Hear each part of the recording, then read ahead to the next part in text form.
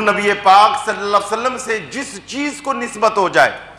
تو وہ دن افضل، وہ رات افضل، وہ شہر افضل، وہ لوگ افضل، وہ ملک افضل، وہ علاقہ افضل، وہ خاندان افضل، جس کو آمنہ کے لال کے ساتھ نسبت ہو جائے تو آپ اندازہ لگائیں کہ اس مہینے کی کتنی برکات ہیں کہ نبی علیہ السلام نے خود فرمایا شعبان و شہری، فرمایا شعبان میرا مہینہ ہے، یہ ڈائریکٹ نسبت عطا کی جا رہی ہے اور برکتوں والا مہینہ ہے۔ رمضان کریم سے پہلے ماہ شعبان کے بارے میں ہمارے بزرگ علماء فرماتے ہیں کہ شعبان ماہ رمضان کا مقدمہ ہے۔ جیسے کتاب ہوتی ہے تو پہلے اس کا مقدمہ ہوتا ہے اور وہ مقدمہ اس پوری کتاب کا تعارف اور اس کا ماحصل اس میں بیان کیا جاتا ہے۔ یہ وہ مہینہ ہے کہ جس کے بارے میں اللہ کے پیارے رسول نے فرمایا شعبان الشہری و رمضان اللہ، شعبان میرا مہینہ ہے اور رمضان اللہ کا مہینہ ہے۔ اور اس سے مطلب یہ بھی ہے کہ شعبان میں یہ میری ذمہ داری ہے کہ میں اللہ جل شانہ کی طرف رجوع کروں، اور پھر رمضان میں اللہ جل شانہ اپنی کرم کے مطابق اور اپنی شان کے مطابق پھر نوازنے کی اس کی ذمہ داری ہے، اور پھر وہ اپنے بندوں کو نوازتا ہے۔ حضرت سیدہ عائشہ صدیقہ رضی اللہ تعالی عنہ فرماتی ہیں کہ رمضان کے علاوہ کسی مہینے میں سب سے زیادہ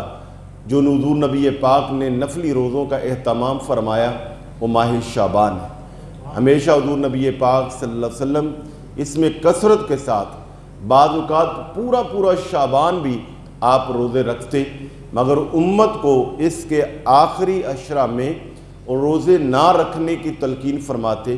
کہ اگر کوئی عام آدمی تسلسل کے ساتھ پورا مہینہ شعبان میں روزے رکھے گا تو اتنا کمزور نہ ہو جائے کہ پھر اس کے لیے ماہ رمضان میں روزے رکھنے مشکل ہو جائیں۔ تو الغرض اس میں اکثر روزہ رکھنا، چھوڑ کے وقفے سے روزہ رکھنا، یہ نبی علیہ السلام کی مبارک تعلیمات ہیں۔ اور اس ماہ پاک میں یہ پھر ایک ایسی رات ہے جسے ہم اپنی زبان میں شب برات کہتے ہیں، اور حدیث میں لیلۃ البراء اسے کہا گیا ہے۔ یہ دو لفظوں کا ایک مرکب ہے، شب برات یعنی شب سے مراد رات، برات سے معنی بری کیے جانے والی، اور ایک یہ فارسی زبان کا لفظ ہے، اس سے مراد فضیلت والی رات۔ تو حضور سیدنا غوث اعظم رضی اللہ تعالیٰ فرماتے ہیں کہ پورے سال میں 5 راتیں بڑی ہی فضیلت والی ہیں، ان میں 4 تو بڑی واضح ہیں اور ایک کو اللہ جل شانہ نے مخفی رکھا ہے۔ وہاں ایک رات جو ہے وہ عید الفطر کی رات ہے، اور ایک جو عزت والی رات ہے وہ عید الاضحیٰ کی رات ہے، اور ایک رات یوم عرفہ کی رات ہے، یعنی 8-9 ذی الحجہ یعنی حج جس دن پڑھا جاتا ہے وہ۔ اور اسی طرح فرمایا کہ ایک رات شعبان المعظم کی 15ویں رات یعنی 14 اور 15 کی جو درمیانی رات ہے جسے ہم شب برات کہتے ہیں، ایک یہ رات۔ یہ 4 راتیں فضیلت والی، عظمت والی تو بڑی واضح ہیں، اور ایک رات فرمایا جو بڑی فضیلت والی ہے اسے اللہ جل شانہ نے رمضان کریم کے آخری عشرہ میں رکھ دیا ہے، اور آخری عشرہ میں پھر مخفی کر دیا ہے کہ تاک راتوں میں اس کو تلاش کرو۔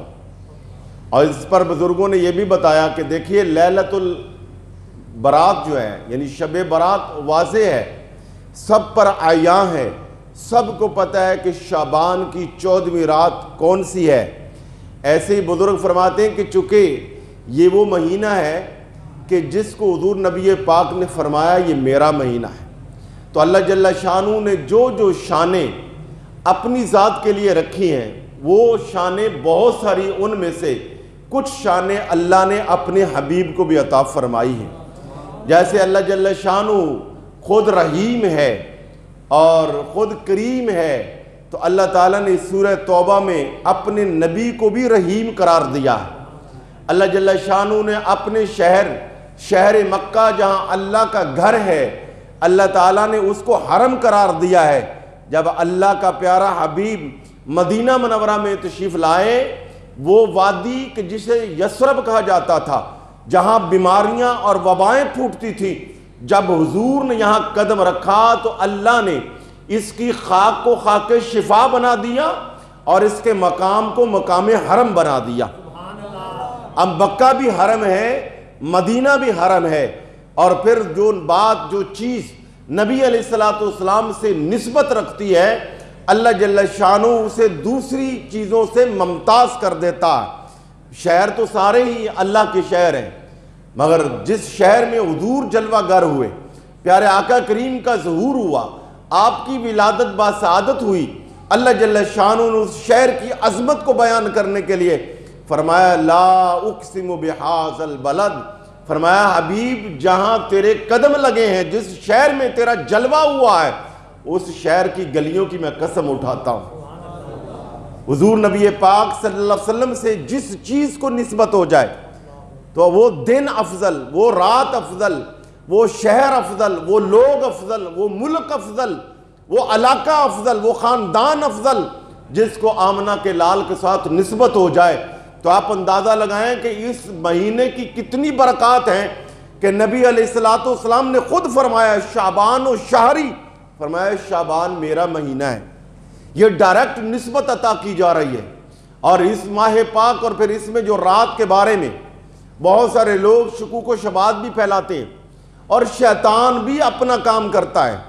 کہ اس میں ایک رات اتنی برکت والی ہے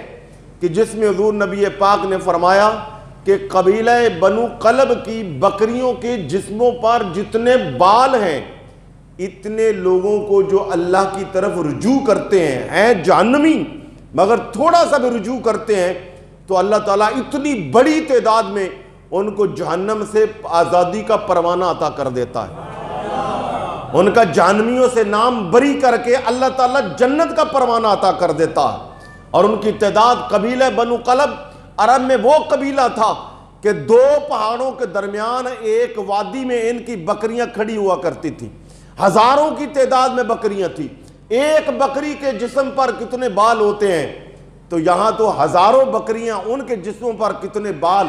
اور ان کی مقدار کے برابر میں اللہ جل شانہ جہنمیوں کو جہنم سے آزادی دے کر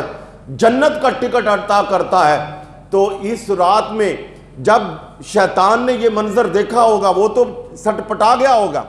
اور اس نے پھر کیا کیا کہ مسلمانوں کے اجر اور ثواب کو کم کرنے کے لیے اس نے اپنی شیطانی بھی چھوڑی ہے۔ اس نے پتہ نہیں کب سے کچھ لوگوں کو اس موقع پر شرلیوں اور پٹاخوں پہ لگا دیا ہے، بعض لوگ اسی چکر میں پڑے رہتے ہیں، اور کتنے لوگوں کا اس میں نقصان بھی ہوتا ہے۔ ایک مرتبہ میں اخبار میں پڑھ رہا تھا کہ کراچی میں پوری ایک مارکیٹ جل گئی تھی اسی وجہ سے، اللہ جل شانہ سب کو محفوظ فرمائے۔ اچھا، کچھ لوگوں کو وہ اور کچھ اہل محبت کو، میں جب اس کے بارے میں پڑھنا تھا تو میں سوچ رہا تھا بعض لوگوں کو حلوے مانڈے پہ لگا دیتا ہے۔ حلوہ مانڈا بری چیز نہیں ہے، وہ تو بالکل ہی بری چیز ہے نا، وہ جو شرلیاں پٹاخے ہیں وہ تو بالکل بری چیز ہے۔ حلوہ مانڈا فی نفس ہی بری چیز نہیں ہے، حلال چیز ہے، اللہ کا رزق ہے، مگر صرف پکانے پہ، کھانے پہ، اسی پہ ہی لگے رہنا، یہ بھی شیطان ہمارے نمبر کم کرتا ہے۔ چونکہ تھوڑا سا تو وقت ہے، مخصوص وقت ہے، بے شک صدقہ و خیرات کریں، بھوکے کو کھانا کھلائیں، عزیز و اقارب کو کھانا کھلائیں، بلکہ یہ حدیث تو میں اب کوشش کروں گا کہ اکثر بیان کروں، کہ یہ میں بیان بھی کرتا ہوں، قیامت والے دن سب سے پہلے جس عبادت کا سوال ہونا ہے وہ کون سا ہے؟ وہ نماز۔ سوال سب سے پہلے نماز کے بارے میں، مگر میزان پر جس نیکی کا عمل سب سے پہلے تولا جائے گا وہ نماز نہیں ہے۔ وہ کون سی نیکی ہے؟ اس کو تو یاد کر لیں، میں نے حالانکہ بیان کیا ہے غالباً پچھلے کسی درس میں یا کسی میں۔ سب سے پہلی نیکی جو نامہ اعمال میں تولی جائے گی، میزان میں رکھی جائے گی، پہلی نیکی یہ وہ نیکی ہے کہ جو بندہ رزق حلال کمائے اور پھر اپنے اہل و عیال پر خرچ کرے، اپنی بیوی پر خرچ کرے، اپنے بچوں پر خرچ کرے، پہلی نیکی یہ۔